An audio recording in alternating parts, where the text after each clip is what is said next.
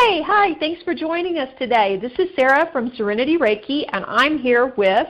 Hi, everybody. It's Lady Roxanna. And today we are talking about, well, actually, I just pulled a card. We have a lot of stuff we're actually going to be talking about today, but let's start with emerging from these past cycles and starting anew. So what do you think, Lady Roxanna? Well, the thing that is so funny, when you first said that, it was like, yeah, it's totally spot on. And I got this image in my head of the Tower card from the Tarot. Oh, wow. And I know you always hate that card. I do. And I don't know, I just have sort of like changed I won't say changed my mind about it, but have changed my outlook about it recently. And I have decided that it doesn't have to be like, just look at it as like, you know, an abrupt change or something to that effect. It doesn't have to mean that everything under the sun is just going to like blow to pieces. You know, it doesn't have to mean that. Even though the card is literally lightning hitting the tower and people jumping outside. I know. Okay. But you know how it is. It's, you know, when you're ready for those kinds of things anyway. Mm-hmm. And if you don't, honestly, then yes, you'll get the card and you'll be like, oh crap, what do I do? Because everything's fixing to implode. But if you're already in that space and you know things need to change, or you know that you're going to be doing things differently, or you've got to turn things around in your life, you already know that's going to happen. You know it's happening, so you just prepare yourself and deal with it the best way that you can. Mm-hmm. But there's no sense looking at it and going like, oh my God, my stuff's about to F up, you know? Mm-hmm. Mm-hmm. That's the wrong way to look at it, you know, because you're looking at it with that fear of, you know, oh my God, and that's just not the thing to do. Right. Well, I think it's the especially for fixed signs, it's really hard to admit that things are about to change, even though we may want them to change, even though we may be, praying for a change, trying to manifest a change. It's that overwhelming feeling of fear and panic of what's going to happen next. Even though things aren't great now, is the future going to be worse? And I think a lot of us fall into that trap of staying too long, maybe in bad situations, staying at that job even though we're not appreciated and we're not getting paid enough, because we have that fear of, but what if things get worse? And I think that card triggers a lot of fear in people because, it generally is a significant, if not a small change, but a huge course correction. Yeah, but if you're emerging... True. You've got to be. I mean, you have to be ready for it. You know what I mean? That's the whole thing. You have to be ready, and they're going to fall into place the way they're supposed to. I guess the thing. I guess the point was. I guess don't be afraid of it. I guess that was the point I really wanted to make. Was don't just look at it and go, oh my God, I'm afraid of that. No, embrace it. Yeah. Embrace it. Right. Take it for what it is, and do the best with it that you can. Right. I do like the term emerging. Yeah. It sounds much more user-friendly than the Tower card. Yes.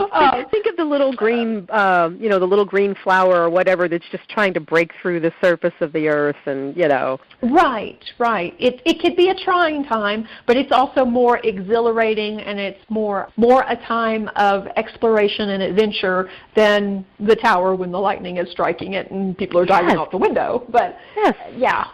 And when you come through that hard part, then you're going to emerge into this new, like spring, new flowers, new trees. Right. The emerging is into this beautiful new thing. Right, and bloom. And yes, because you did nurture yourself through this transition, and I think that's an important thing to discuss too. When we're caught in this cycle of change, like I say, whether we wanted it and prayed for it or not, more often than not, we tend to neglect self-care because too much is going on, we're feeling overwhelmed, we're unsure of what's going to happen, we're fearful, and so taking any time for yourself seems, just out of the question. But this is when it's the most important. Because like that seedling trying to break through, you are vulnerable. So you really need to do the self-care. Yep. What tips do you have about self-care? Oh, my number one favorite is a salt bath. Right. First and foremost, always. That's my absolute favorite. Okay, well, explain that to folks who don't understand what that actually means. Okay, for anyone that doesn't know, a salt bath, and we're not talking about Epsom. We're talking about Epsom salt or pink salt or a high quality salt. We're not talking about getting the Morton bottle, the Morton box from your kitchen. And the thing is to fill the tub, get in, relax, release any negative thing that is going through your head, that's overwhelming you, overwhelming your body. Release all of that. Salt is really great for cleaning and for cleansing, clearing. Spend at least 20 minutes in the tub with that, just releasing thoughts and just let's dump all the gunk that I don't need. And when you're done, pop the drain and just picture all of it just going down the drain. It left you. And that was huge clearing. Yeah. Yeah. It left you. You can rinse off. And wrap the towel and relax for a little while. Don't get caught up in doing anything else because you will be. I don't want to say you'll be tired, but you know what I mean. You're a little bit depleted after. So just kind of wrap up in the towel and just relax for a minute and just rest and rejuvenate. Because you just let go of all that stuff, and your body is energetically lighter. Let's put it that way. Right.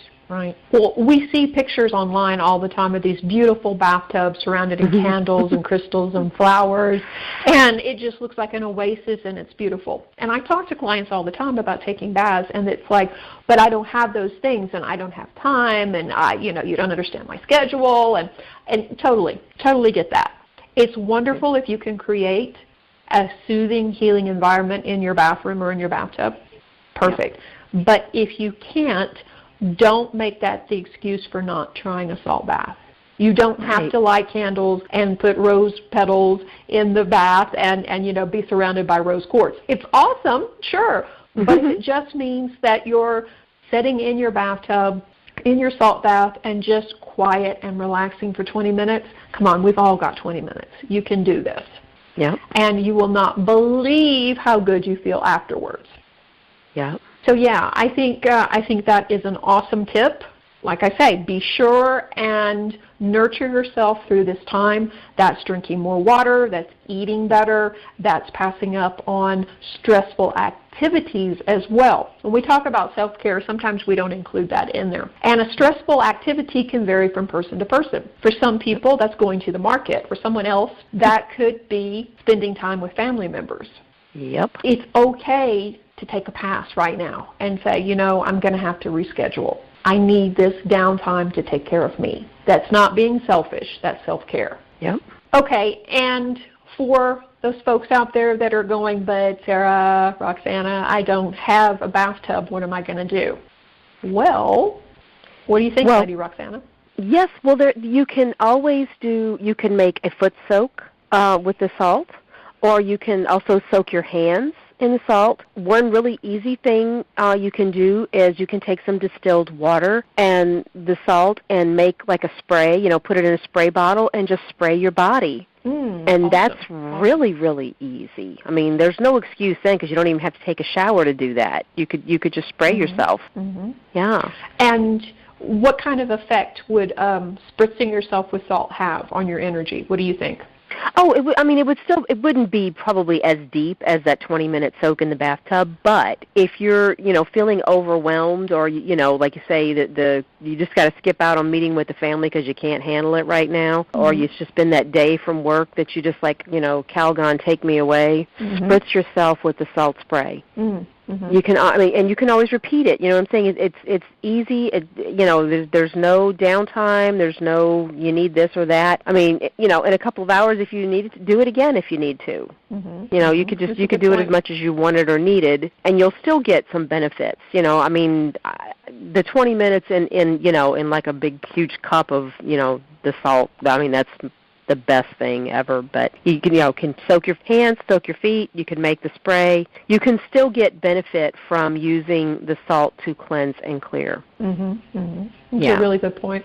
Really good point. Okay, so I hope that wherever you are in the world right now, that you are taking care of yourself and taking the time to nourish yourself as you are going through this cycle of emerging. We'll talk to you next week. Reiki blessings. May the fire light your path and light up your dreams. Bye for now.